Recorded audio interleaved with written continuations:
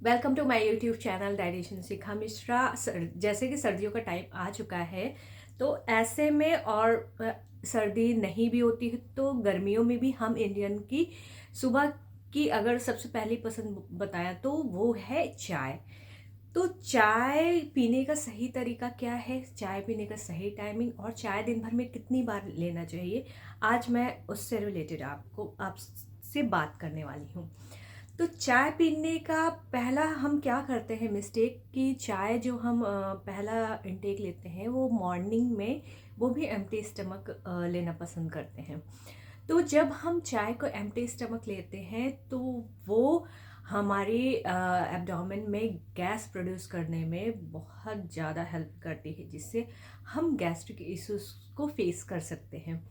और उसके बाद अगर हम एम्प्टी स्टमक टी का इंटेक कर रहे हैं तो वो डायरेक्ट ब्रेन को ट्रिगर करती है, जिसकी वजह से हम सारी चीज़ें तो मैनेज कर लेते हैं, बट जब चाय स्किप करने की बात होती है तो हमारा हेडेक हो जाता है। लाइक कभी आपने खुद ही कहा होगा कि चाय नहीं लिया तो समथिंग इज मिसिंग टाइप का आपने भी कभी बोला होगा। तो मॉर्निंग में हमें चाय एम्प्टी स्टमक कभी भी नहीं लेना चाहिए। उसके बाद बात करती हूँ कि चाय को क्या हम मील के साथ ले सकते हैं। तो आप चाय को मील के साथ भी नहीं ले सकते हो, और हैवी मील के साथ तो बिल्कुल नहीं, क्योंकि हमारा जो मील होता है, जो हैवी मील होते हैं उसी से मोस्टली हमारे न्यूट्रिएंट प्राप्त होते हैं हमें। लेकिन जब हम उसको चाय के साथ लेते हैं तो हमारी जो न्यूट्रिएंट एब्जॉर्ब होने की कैपेसिटी है वो कम हो जाती है, जिसकी वजह से हम न्यूट्रिशनल डेफिशिएंट मेजर अगर बात करो तो इसमें आयरन एब्जॉर्प्शन बहुत प्रॉब्लम करता है। थर्ड टाइम क्या होता है कि हमें रात में अगर आपको 6 बजे के बाद चाय लेने की आदत है तो ये भी आपकी टाइमिंग सही नहीं है। तो आप आफ्टर 6 PM चाय को ना लें तो बेटर है। अब मैं बात करती हूँ आपसे चाय लेने का सही तरीका और सही टाइमिंग क्या है। फर्स्ट थिंग, आपको एम्प्टी स्टमक नहीं लेना है। हल्के फुल्के स्नैक या फिर पहले आप कुछ भी ले लो, half an hour before then after आप चाय ले सकते हो। देन उसके बाद अगर बात करूँ कि अगर बाद में अगर लेना है तो आप एक शाम में 6 बजे के पहले चाय लेना है तो ले सकते हो। उसको भी कोई हल्का फुल्का स्नैक, आप स्नैक में ऐसा नहीं कि अनहेल्दी हो, थोड़ा सा हेल्दी फॉर्म में ही लीजिएगा, क्योंकि ये भी आपका अदर जो डिजीज़ रिलेटेड प्रॉब्लम है वो कॉज कर सकता है।